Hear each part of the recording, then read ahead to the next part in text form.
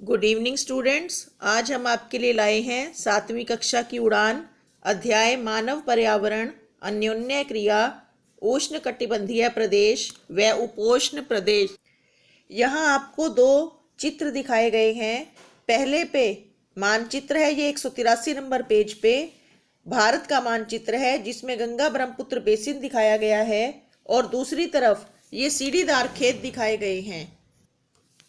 पहला प्रश्न है, दिए गए भारत के मानचित्र पर आप किस जलवायु प्रदेश को देख पा रहे हैं? तो ये उपोष्ण कटिबंधीय जलवायु प्रदेश है। मैदानी भागों में किस प्रकार की आर्थिक क्रियाएं की जाती हैं? कृषि, उद्योग, व्यापार और सेवा अर्थात नौकरी। ये दो चित्र दिए गए हैं। कौन कौन सी क्रियाएं हैं इनमें? इसमें धान के खेत दिखाए गए हैं, धान की रोपाई की जा रही है और ये चाय बागान है। धान भारत की एक प्रमुख खाद्यान्न फसल है।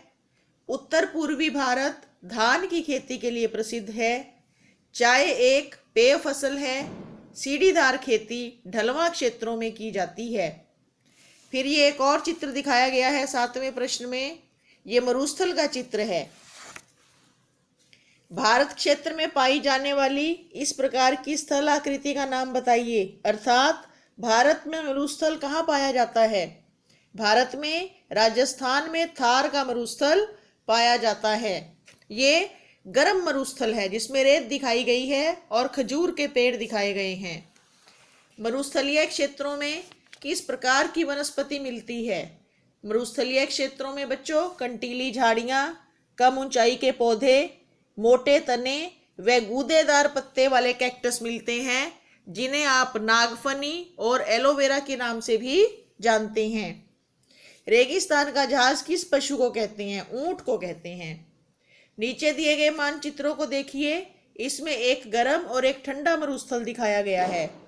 ये गर्म मरुस्थल अफ्रीका महाद्वीप का सहारा मरुस्थल है और ये ठंडा मरुस्थल भारत में जम्मू कश्मीर से ऊपर लद्दाख का मरुस्थल है।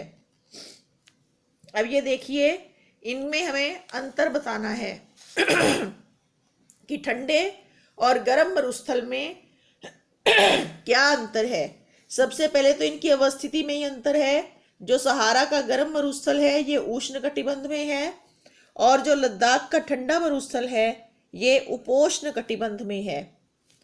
सहारा की जलवायु अति गर्म और शुष्क है जबकि लद्दाख की जलवायु ठंडी और शुष्क है। सहारा में ऊंट, बकरी, भेड़ आदि पाले जाते हैं जबकि लद्दाख में याक और बकरी पाले जाते हैं।